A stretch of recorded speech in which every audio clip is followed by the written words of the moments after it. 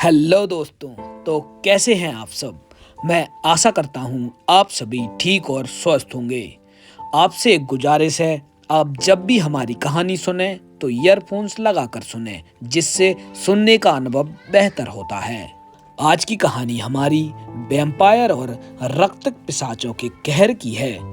ये बात आज से लगभग 200 साल पहले की है, जब पूरी दुनिया में यह खबर धीरे धीरे फैलने लगी थी कि इंसानों जैसा दिखने वाला कोई प्राणी इंसानों का ही खून पीकर उन्हें मार रहा है। और वो दिन ज्यादा दूर नहीं था जब ये खबर हमारे राज्य शहर में गूंजने लगी। लोगों में यह खबर बहुत तेजी से फैलने लगी। प्रेत जैसे डरावने लोग जिनके 2 दांत बड़े हैं, वो हमारे राज्य में घुस आए हैं। उनके बारे में वहाँ के लोग ये भी कहते थे कि वो हवा की तरह तेज हैं। कुछ दिन बाद ये बातें सच होते हुए दिखाई देने लगी। एक दिन एक लड़की अपने घर में सो रही थी, तभी पर प्रेत जैसा दिखने वाला आदमी उसके घर में घुस जाता है। इसके बाद वो प्रेत अपनी हवस का शिकार बनाकर उसके गले पर काट लेता है और उसका खून चूसकर उसे मार देता है। उसके बाद तो जैसे सिलसिला शुरू ही हो गया था। आए दिन किसी न किसी आदमी या औरत की लाश मिलती थी। हर लाशों के गले पर दांत के निशान मिलते थे। तब सभी ने ये प्रेत जैसे दिखने वाले प्राणियों का नाम रक्त पिशाच रखा। ये तो बस रक्त पिशाचों के कहर की शुरुआत थी। पिशाचों के डर से अब रात को लोग बाहर निकलना भी बंद कर दिया था, क्योंकि पिशाच रात में ही बाहर आते थे। और पिशाचों को जो लड़की और औरत पसंद आती थी, वो उन्हें अपनी हवस का शिकार बनाकर उनका खून पीकर उन्हें मार डालते थे। और जब कोई आदमी या औरत उन्हें ज्यादा पसंद आता था तो वो उन्हें काटकर अपने जैसा बना लेते थे, जिससे फिर वो आदमी या औरत इंसान नहीं रहते थे, वो उनके साथ चले जाते थे और उन्हीं पिशाचों की तरह पिशाच बनकर इंसानों का खून पीते थे। तब ये बात हमारे राज्य के राजा को पता चली। उन्होंने इस बात की तहकीकात करने के लिए अपनी सिपाहियों को इस बात की सच्चाई का पता लगाने के लिए भेज दिया। उन्हीं सिपाहियों के सेनापति, जिनका नाम सत्यप्रकाश सिंह था, वो बहुत ही निडर और बहादुर थे। उन्होंने राजा की आज्ञा का पालन करते हुए इस बात के तह तक जाने का विचार बना लिया। ये राज्य में अपना भेष बदलकर प्रजा के बीच चले गए और वहां अपने पिशाचों के खौफ का कहर पता चला। इस बात की सच्चाई है या नहीं, यह जानने के लिए उन्होंने अपने 5 सिपाहियों को जंगल में भेज दिया। उन्हें लगा कि शायद कोई खूंखार जानवर हमारे राज्य में घुस आया है। अभी सभी सिपाही जंगल में जाते हैं। जंगल में चारों तरफ सन्नाटा और अंधेरा था। जब वो 5 सिपाही जंगल में थोड़ी दूर पहुंचते हैं तो उन्हें किसी इंसान के चीखने की आवाज सुनाई देती है। वो उस आवाज को सुनकर दौड़ते हैं। वो देखते हैं कि कोई इंसान उस इंसान का खून पी रहा है। ये देखकर वो अपना भाला लेकर उसकी तरफ दौड़ते हैं, पर वो अचानक कहीं गायब हो जाता है और वो इंसान मर चुका होता है।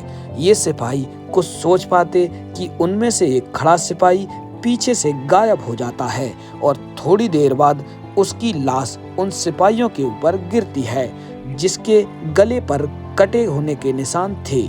ये देखकर चारों सिपाही बहुत डर जाते हैं। वो हर तरफ देखने की कोशिश करते हैं, पर उन्हें कुछ नजर नहीं आता है।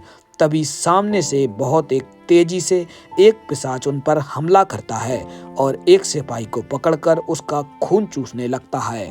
बाकी सिपाही उस पर अपना भाला चलाते हैं, पर उसे कुछ नहीं होता है और देखते ही देखते सभी सिपाहियों को पिशाच मार डालता है। और फिर जब सुबह होती है और सिपाही वापस नहीं आते हैं, तब सत्यप्रकाश को यह बात खटकती है और इस बात का पता लगाने के लिए वो खुद उस जंगल में जाते हैं और वहां उन्हें उन 5 सिपाहियों की लाश मिलती है, जो अलग अलग जगह पड़ी होती हैं, उन खून से लथपथ होते हैं।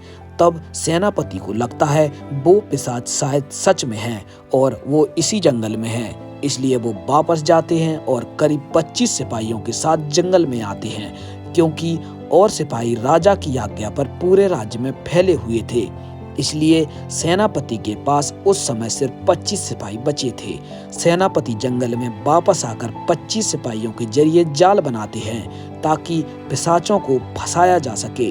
वो घड़ी भी आ जाती है जो सेनापति सहित उन 25 सिपाहियों की जिंदगी और मौत तय करने वाली थी। और रात हो जाती है और सारे सिपाही जंगल में छिप जाते हैं, पर पिशाचों के आगे उनका एक भी जाल काम नहीं करता है। पिशाचों ने सिपाहियों के खून को सूंघ लिया था और वो जहाँ छिपे थे वहां पहुंचकर उन्हें मारने लगे। धीरे धीरे सिपाहियों में भगदड़ मचने लगी। तभी सेनापति ने उन्हें अपने पास आकर एकजुट होकर पिशाचों से लड़ने को कहा। जब बचे सिपाही सेनापति के पास आकर खड़े हुए तो उनकी गिनती 25 से 13 हो चुकी थी। तभी उन्हें चारों तरफ से अजीब गरीब आवाज सुनाई देने लगी। उसके बाद एक सिपाहियों को जमीन से पेड़ों पर खींचकर पिशाच ले जाने लगे। सेनापति तब सिपाहियों को पेड़ों से दूर खड़े होने को कहा और कहा, वो ऊपर ही है, अपने हथियार तैयार रखो। अब सिपाहियों की संख्या कुल 6 बची थी। तभी 3 पिशाचों ने उन्हें सामने से हमला कर दिया। सिपाहियों ने अपनी पूरी ताकत से लड़ने की कोशिश की, पर उनके हथियार उन रक्त पिशाचों के आगे कुछ भी नहीं थे और उन पिशाचों ने एक एक करके सेनापति सहित सारे सिपाहियों को खत्म कर दिया। कुछ दिन बाद राजा ने इन पिशाचों का तोड़ ढूंढ लिया और फिर एक एक करके पिशाचों को चांदी के हथियारों से मारा जाने लगा। धीरे धीरे पिशाच गायब होने लगे, पर कहते हैं पिशाच आज भी हमारे बीच इंसानों की तरह रह रहे हैं। वो समय आने पर ही बाहर आते हैं। तो हमारी कहानी का यही अंत होता है। तो हमारी कहानी कैसी लगी? अच्छी लगी तो आप हमें कमेंट बॉक्स में बता सकते हैं।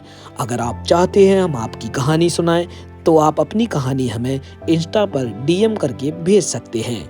और आपसे एक गुजारिश है, अगर आप हमारे चैनल पर नए हैं तो चैनल को सब्सक्राइब करें और बेल आइकन जरूर दबाएं। घोस्ट वॉइस सुनने के लिए आपका तहे दिल से धन्यवाद। आपका दिन शुभ हो।